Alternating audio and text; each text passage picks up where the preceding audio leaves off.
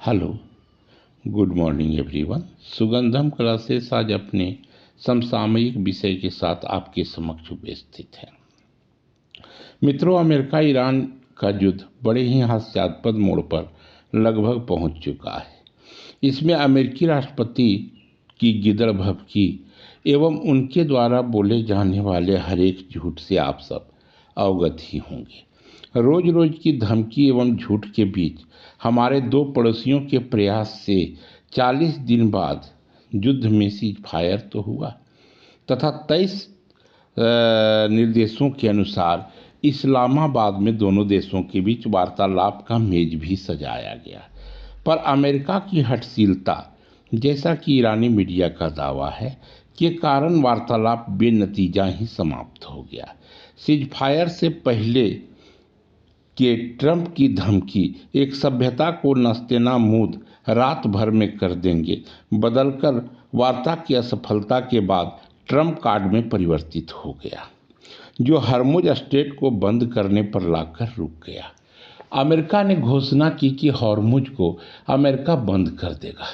America के अनुसार जो भी तेल वाहक शिप ईरान के समर्थन से हरमुज पार करना चाहेगा, अमेरिका उसे हरमुज से बाहर नहीं आने देगा।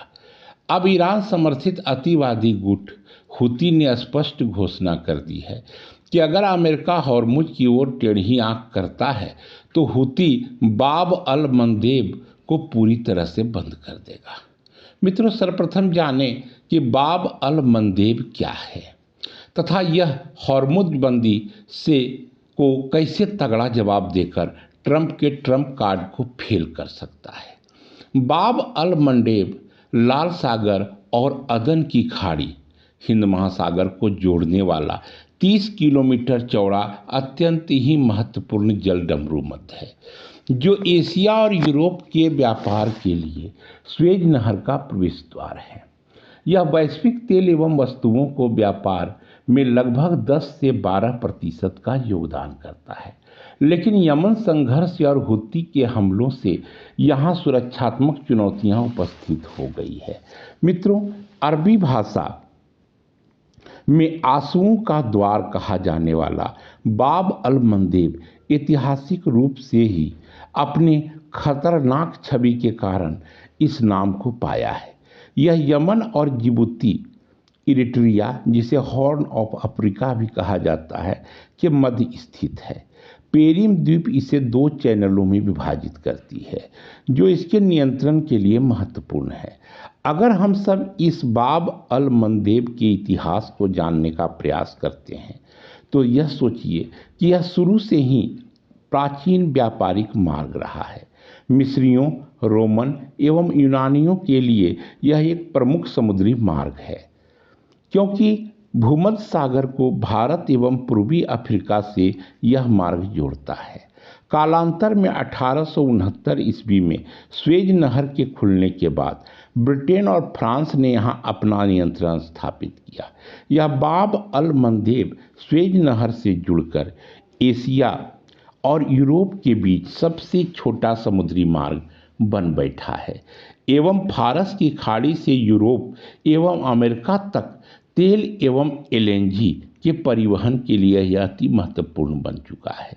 यह बहुत ही जोर का आर्थिक प्रभाव डाल सकता है, क्योंकि लगभग 30% वैश्विक कंटेनर का आयात एवं 10 से 12% वैश्विक समुद्री व्यापार, जिसमें पेट्रोलियम भी शामिल है, यहाँ से ही होता है। अगर इस मार्ग का उपयोग होने से केप ऑफ गुड होप के स्थान पर दूरी एवं समय की काफ़ी बचत होती है। यह क्षेत्र यमन और जिबूती के बीच है।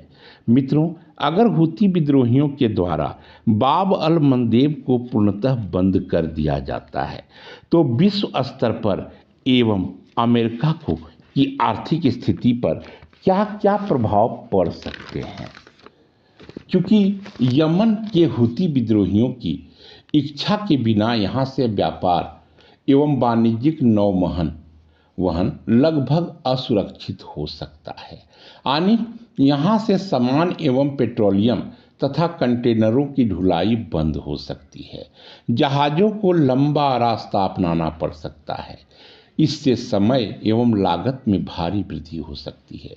बाब अल मंदेब शक्तियों के बीच प्रतिद्वंदिता के कारण ही तो चौक पॉइंट बन बैठा है तथा हमेशा संघर्ष का केंद्र बना रहता है। मित्रों, इस जल डमरू मध्य के बंद होने से अमेरिका को भारी आर्थिक एवं सामरिक नुकसान उठाना पड़ सकता है। विश्व तेल आपूर्ति में लगभग 12% की गिरावट आ सकती है तथा कच्चा तेल $150 प्रति बैरल के पार भी जा सकता है। शिपिंग कॉस्ट बढ़ने से एशिया यूरोप के बीच का व्यापार भी प्रभावित हो सकता है। अगर अमेरिका के नुकसान की बात की जाए तो चूंकि यह मार्ग लिक्विड पेट्रोलियम एवं एलएनजी व्यापार के लिए महत्वपूर्ण है, अतः अमेरिका में तेल की कीमतों में अप्रत्याशित उछाल आएगा। यहाँ ईंधन की कीमतें बढ़ जाएगी क्योंकि जहाज़ों को केप ऑफ गुड होप होकर जाने से यात्रा का में लगने वाला समय कई हफ्तों तक बढ़ जाएगा।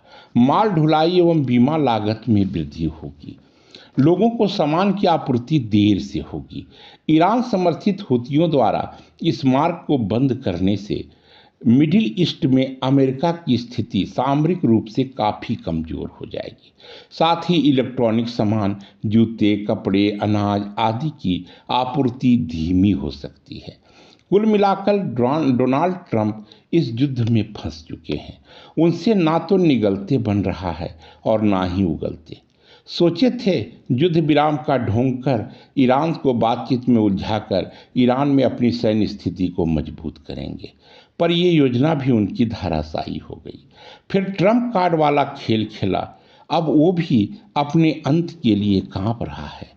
ट्रंप से खोमनई जैसे मजबूत लीडर को मादरू सरीखा समझने की भूल जो हुई, आज उनकी इसी भूल ने उन्हें न घर का रखा न घाट वाली स्थिति में पहुंचा दिया। रोज रोज वे अपनी लोकप्रियता को खो रहे हैं। उन्हें डर है कि कहीं यह युद्ध उन्हें महाभियोग तक ना पहुंचा दे। साथ ही नवंबर में होने वाले वहां के चुनाव में भी उनकी पार्टी को कमजोर न होना पड़े। मित्र ट्रंप, यदि आप शांति चाहते ही हैं तो ईमानदारी से व्यवहार करें। पीठ में छुरा घोंपने के बजाय सामने से युद्ध करें, क्योंकि युद्ध का अंत दो ही तरीके से हो सकता है, चाहे तो विजय से या फिर ईमानदारी पूर्वक शांति वार्ता से। धन्यवाद।